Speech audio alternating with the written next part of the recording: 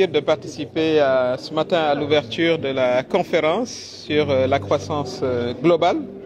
Et je félicite le think tank Amadeus pour ce rassemblement important.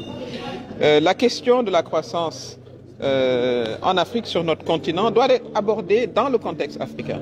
Il faut qu'on parle de croissance partagée. Une croissance partagée, c'est-à-dire les fruits de la croissance doivent impacter les populations jeunes et les femmes. Les jeunes représentent 70% de la population africaine.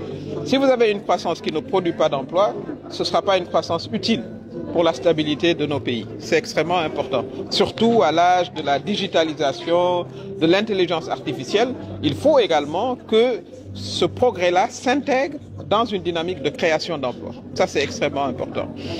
La question centrale qui a été posée relative à l'énergie, il est évident que si on ne maîtrise pas les coûts de l'énergie, on ne peut pas développer notre industrie. Ce n'est pas possible. Or, l'Afrique doit s'atteler à accélérer son rythme d'industrialisation. C'est comme ça également qu'on va produire des emplois.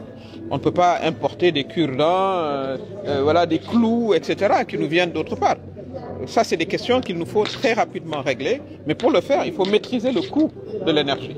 C'est pour cela que la souveraineté énergétique est importante. Et c'est un message également que j'adresse à nos partenaires.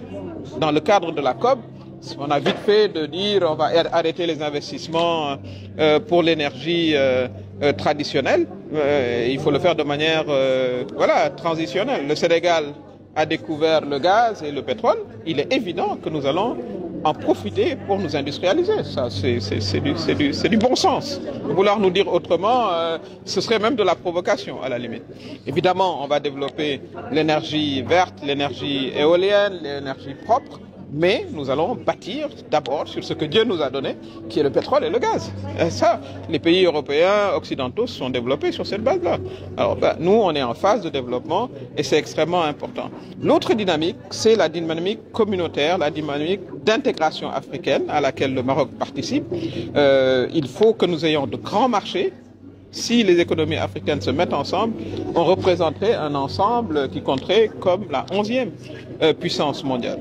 Donc il faut qu'on se mette ensemble, qu'on définisse des partenariats gagnant-gagnant, égalitaires, mais qu'on aborde ces questions comme groupe africain. Ça me paraît être extrêmement important et c'est ce qui se discute aujourd'hui. Évidemment, dans un tel contexte, on ne peut pas oublier les femmes. Il faut les placer au cœur des dynamiques de la croissance. C'est la moitié de la population. Si vous négligez la moitié de votre potentiel humain, mais vous ne maximisez pas vos potentiels de croissance. Et quand on parle des femmes, on parle aussi des jeunes femmes. D'où les questions liées à la formation adéquate, aussi bien des jeunes que des femmes, pour que notre capital humain soit en phase avec nos impératifs de développement. Donc il faut qu'on développe les filières scientifiques, technologiques, d'ingénieurs, qu'on réforme complètement notre système scolaire. Mais évidemment, tout ça doit se faire dans un environnement de bonne gouvernance. Vous ne pouvez pas, avec des niveaux de corruption élevés, développer nos pays. Si vous prenez l'argent qui doit aller au développement économique et social, donc ça c'est un appel aux élites. Il faut que les pays soient gouvernés de manière transparente, avec une société civile qui sert d'alerte, avec des mécanismes de contrôle réguliers pour que vraiment cet handicap-là soit derrière nous et que les investisseurs également aient confiance à venir investir chez nous. C'est des questions aussi centrales. Donc, quand on parle de croissance, en fait, on parle de gouvernance d'une manière générale. Il est difficile de séparer les questions de croissance, les questions d'opportunités économiques, l'agriculture.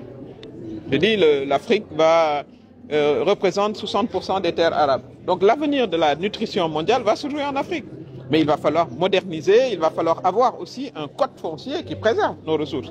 Il ne s'agit pas de venir et s'installer. Non, il faut que les États défendent leurs intérêts, mais que nous le fassions ensemble, dans un esprit de solidarité et de coopération. Mais le premier des préalables, c'est bien entendu la paix et la sécurité. Sans paix et sécurité, rien n'est possible. Donc il faut qu'ensemble, nous veillons à ce que la paix et la sécurité soient préservées.